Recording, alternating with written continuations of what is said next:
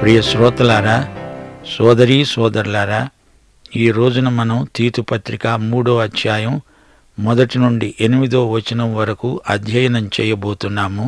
వినండి. క్రైస్తవ ప్రవర్తనకు ఆధారమేది అనే అంశాన్ని పౌలు చర్చిస్తున్నాడు. అధిపతులకు, అధికారులకు లోబడి విధేయులుగా ఉండాలని, ప్రతి సత్కార్యము చేయడానికి సిద్ధపడి ఉండాలని, మనుషులందరి ఎడల సంపూర్ణమైన సాత్వికమును కనపరుస్తూ ఎవరినీ దూషింపక జగడమాడని వారు శాంతులు అయి ఉండాలని వారికి జ్ఞాపకము చెయ్యి. గమనించాలి, అధిపతులు, అధికారులు రోమక ప్రభుత్వానికి చెందినవారు. దేవుని బిడ్డలు ఏ రాజ్యంలో ఉన్నా ఉత్తమ పౌరులై ఉండాలి. సత్కార్యాలు చేయటంలో ప్రభుత్వంతో మనస్ఫూర్తిగా సహకరిస్తారు. గమనించాలి, సత్కార్యాలలో సహకరిస్తారు అంటే దుష్కార్యమైతే సహకార నిరాకరణకు పూనుకుంటారు అని అర్థం.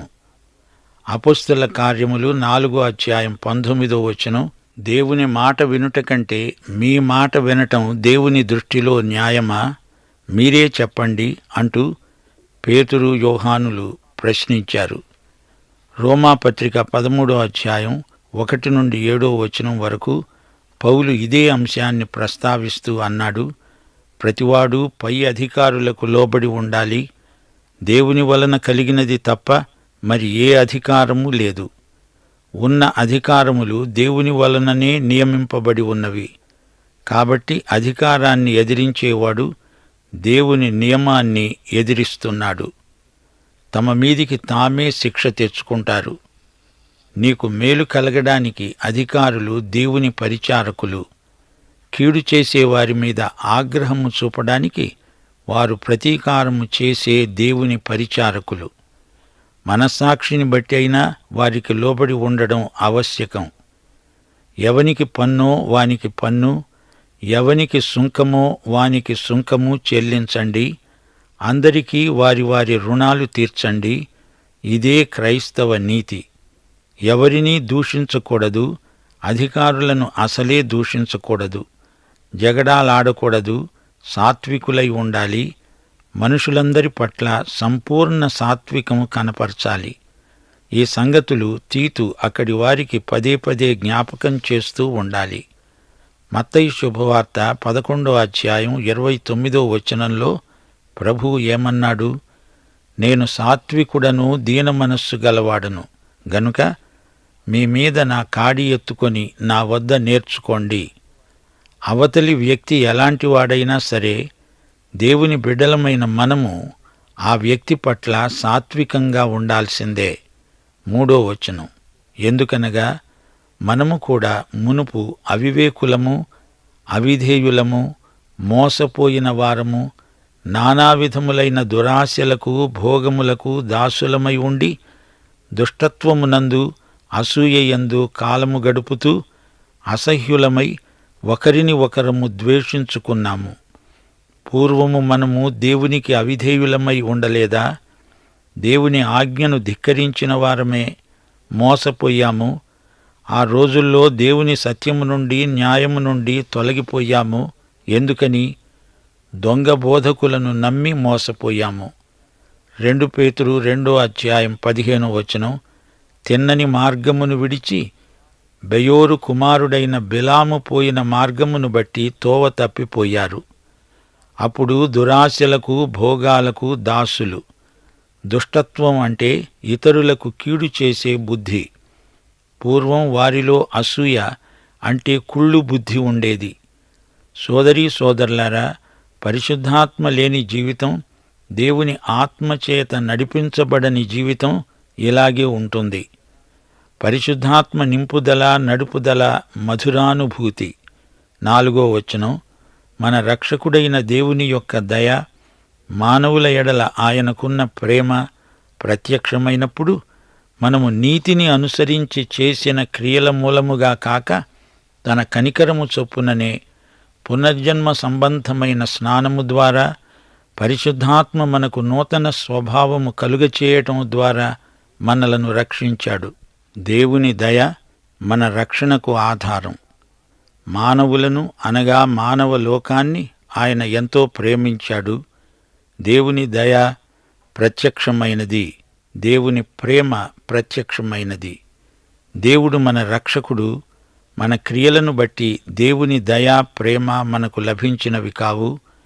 మన క్రియలకు ఫలితంగా దేవుని దయా ప్రేమలు మనకు కలిగినవి కావు. మనుష్యుడు యేసుక్రీస్తునందలి విశ్వాసము వలననే గాని క్రియల మూలముగా నీతిమంతుడని తీర్చబడడు. క్రియల మూలమునగాక క్రీస్తునందలి విశ్వాసము వలననే నీతిమంతులమని తీర్చబడడానికి యేసుక్రీస్తునందు విశ్వాసముంచాము. ధర్మశాస్త్ర సంబంధమైన క్రియల మూలముగా ఏ శరీరీ నీతిమంతుడని తీర్చబడడు గదా. రక్షణకు మన స్వంత నీతిక్రియలు ఎందుకు పనికిరావు.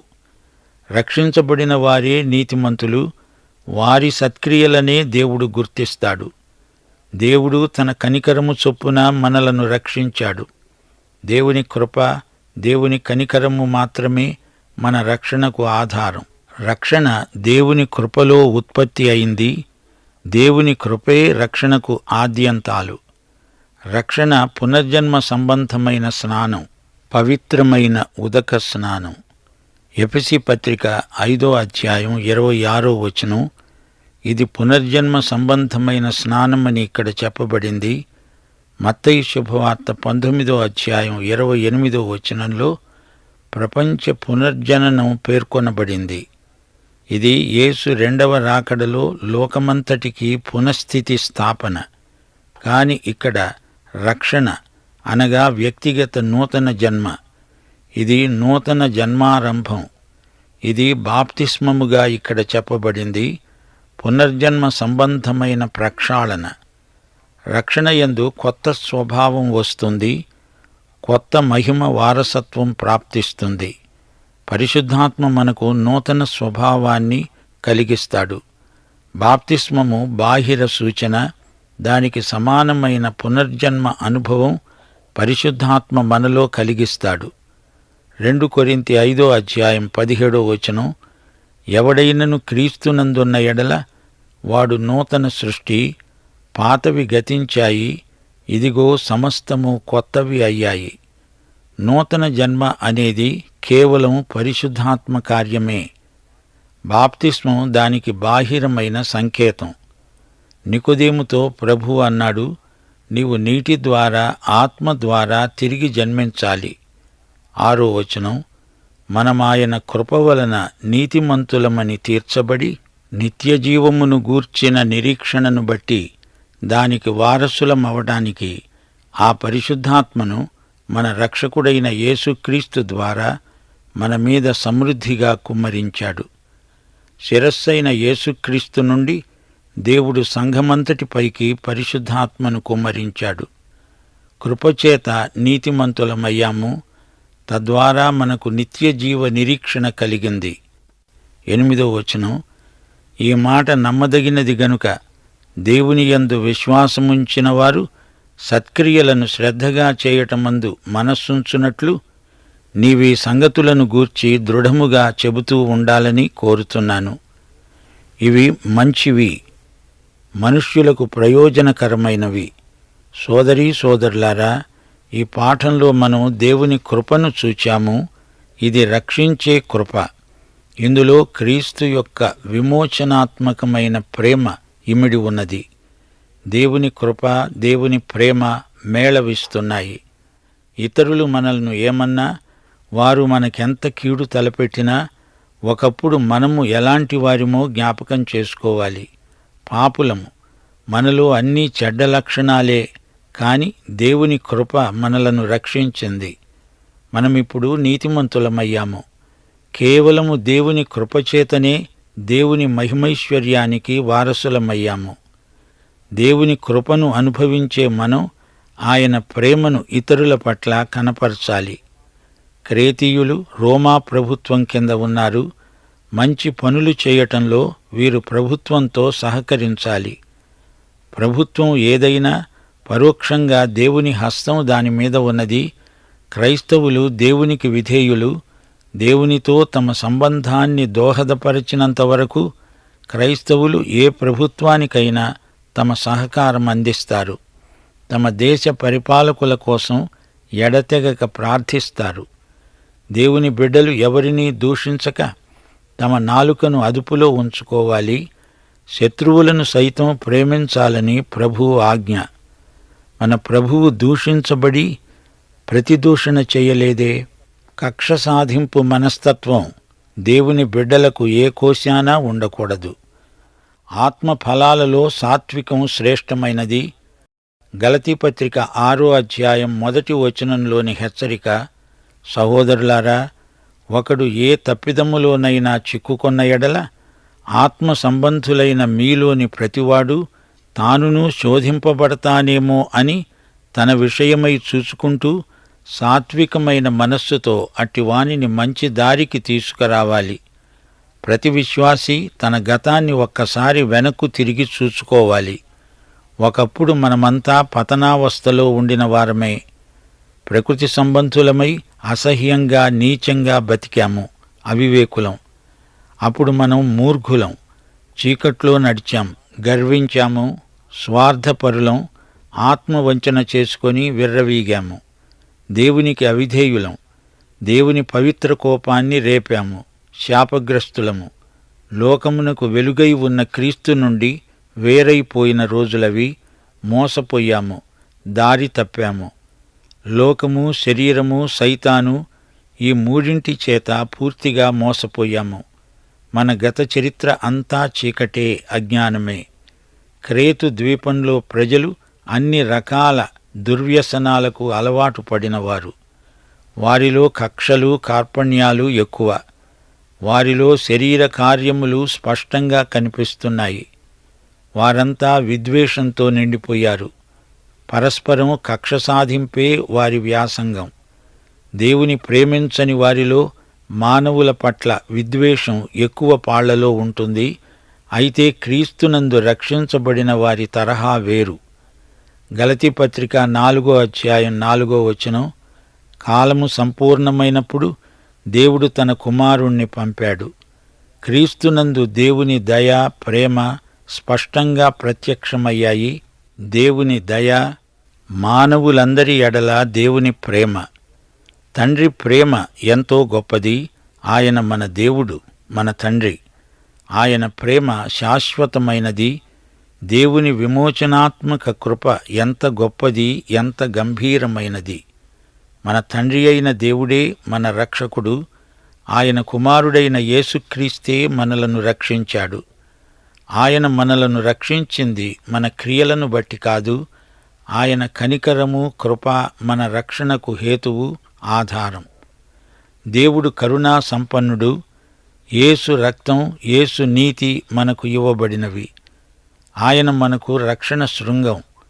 పునర్జన్మ సంబంధమైన స్నానము అనగా ఆయన మనలను కడిగి శుద్ధి చేసి నూతన జన్మ ప్రసాదించాడు. ఇది పరిశుద్ధమైన నూతన జన్మ, పరలోక జన్మ. మనలో ఈ కొత్త జన్మానుభూతి పరిశుద్ధాత్మ వల్లనే కలుగుతుంది. ఇది రక్షణ సువార్త. 1 పేతురు 3వ అధ్యాయం 21వ వచనం, ఆ ఓడలో కొందరు అనగా 8 మంది నీటి ద్వారా రక్షణ పొందారు. దానికి సాదృశ్యమైన బాప్తిస్మము ఇప్పుడు మిమ్మును రక్షిస్తున్నది. అదేదనగా శరీర మాలిన్యము తీసివేయడము కాదుగాని యేసుక్రీస్తు పునరుత్థాన మూలముగా దేవుని విషయము నిర్మలమైన మనస్సాక్షినిచ్చే ప్రత్యుత్తరమే. ఆంతర్య పురుషుడు దినదినము నూతనపరచబడే అనుభూతి ఎడతెగనిది. పరిశుద్ధాత్మ వల్ల కలిగే నూతన స్వభావం ఈ విధంగా నూతనపరచబడుతూనే ఉంటుంది. నిత్యజీవం మనకు దేవుడిచ్చిన ఉచిత వారసత్వ స్వాస్థ్యం. సోదరీ సోదరులారా, యేసుక్రీస్తు తిరిగి వచ్చినప్పుడు పూర్తి స్వాస్థ్యాన్ని మనం అనుభవిస్తాము. మనము యేసుక్రీస్తుతో కూడా దేవునికి సహవారసులం. నిత్యజీవ నిరీక్షణను బట్టి దేవునికి మనమెంతో కృతజ్ఞులం. సోదరీ సోదరులారా, దేవుని కనికరమును మరువకండి. ఆయన కృపా కనికరము నిరంతరము చిరస్థాయిగా నిలిచి ఉంటాయి.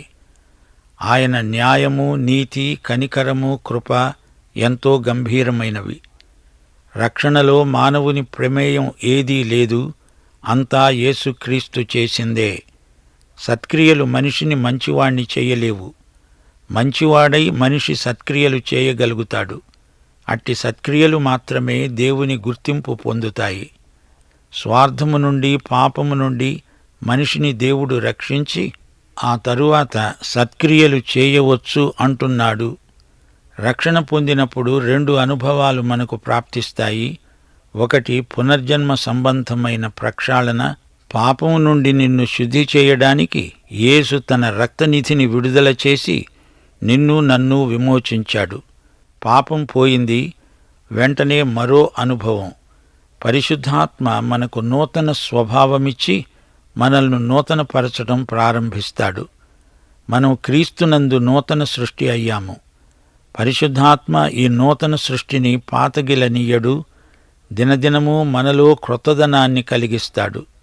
రాను రాను క్రమేణా మనలో నూతన స్వభావం సరికొత్తగా ఏర్పడుతూ ఉంటుంది. దేవుని పరిశుద్ధత మనలను పరిశుద్ధపరుస్తుంది. దేవుని అందం మనల్ని అందంగా తీర్చిదిద్దుతుంది. సోదరీ సోదరులారా, పరిపాలకులను, అధికారులను విధేయతతో ప్రోత్సహించాలి. వారి మంచి కార్యక్రమాలలో వారికి సహాయ సహకారాలు అందించాలి. మనం ఈ లోకంలో గోధుమల మధ్య గురుగుల్లాగా ఉన్నాము. ఈ లోకంలో మనకు 3 బాధ్యతలున్నాయి.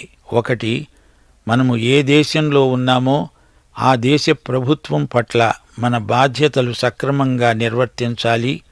2, మనం జీవించే సమాజం పట్ల కూడా మనకు బాధ్యతలున్నాయి. వాటిని విస్మరించకూడదు, మేలు చెయ్యాలి. తోటి సోదరుణ్ణి ప్రేమించాలి. సంఘర్షణను అంతటితో ఆపివేయాలి. సాత్విక వైఖరి అవలంబించాలి. అందరి ఎడల మన్నన మర్యాద చూపాలి. ప్రియ శ్రోతలు, ఈ పాఠంలో మన రక్షణ విషయమైన ప్రామాణిక సత్యాలను దేవుడు బయలుపరిచాడు. జ్ఞానం, స్వరూపం, సహవాసం, సేవ అనే 4 రక్షణకు ఫలితాలే. రక్షించబడిన ప్రతి వ్యక్తి దేవుని జ్ఞానాన్ని పొందుతాడు. యేసు స్వరూపానికి మార్చబడుతూ ఉంటాడు. దేవుని సహవాసంలో ఎడతెగక కొనసాగుతాడు. పరిశుద్ధశీలమందు క్రైస్తవ నీతి కానవస్తుంది. మన అలవాట్లు, మన చర్యలు, క్రియలు అన్నీ పరిశుద్ధమై ఉండాలి. విమోచనాత్మకమైన దేవుని కృప మన పట్ల విస్తరించినందున మనము రక్షించబడి ఉన్నాము. శుద్ధి, నూతన జన్మానుభూతి, నూతనీకరణ. పాప ఫలితం మరణం. మరణము నుండి బ్రతికించబడమే రక్షణ. యేసుక్రీస్తు ద్వారానే ఇట్టి అనుభూతి మనకు ప్రాప్తిస్తుంది. రక్షించబడి మనము దేవుని బిడ్డలమయ్యాము. యేసుక్రీస్తుతో సమస్తమునకు సహవారసులమై ఉన్నాము. శ్రోతలు గమనించండి, 3వ అధ్యాయమంతా దేవుని సంఘము చేయవలసిన సత్క్రియలను గురించి మాట్లాడుతోంది. మొదటి అధ్యాయంలో సంఘములో ఉండవలసిన క్రమం చూపబడింది. 2వ అధ్యాయంలో సంఘ బోధ ఎలా ఉండాలో చెప్పబడింది. 3వ అధ్యాయంలో సంఘము చేయదగిన సత్కార్యాలు ప్రస్తావించబడ్డాయి. సంఘం దేశ పరిపాలకులకు మంచి కార్యక్రమాలలో తోడ్పడాలి. దేశంలోని చట్టాలను సంఘం మన్నించాలి, వాటిని ఉల్లంఘించకూడదు. సంఘం రాజకీయాలలో తలదూర్చకూడదు. సంఘం నిత్యజీవ నిరీక్షణ గలది, అనగా మనకు జీవమై ఉన్న యేసు రాకడ కొరకై కనిపెట్టుకొని ఉన్నది. సంఘం సత్కార్యాచరణలో ఎడతెగక పురోగమించాలి. స్వనీతి మురికి గుడ్డల వంటిది. సంఘం క్రీస్తు నీతిని ప్రచురం చేస్తుంది. యెషయా 64వ అధ్యాయం 6వ వచనం, యేసుక్రీస్తే మనము ధరించుకున్న నీతి వస్త్రం. పాఠం ఇంతటితో సమాప్తం. ప్రభు అయిన యేసుక్రీస్తు వారి దివ్య కృప, తండ్రి అయిన దేవుని పరమ ప్రేమ, పరిశుద్ధాత్మ యొక్క అన్యోన్య సహవాసము, సమాధానము మనకందరికీ సదాకాలము తోడై ఉండునుగాక. ఆమేన్.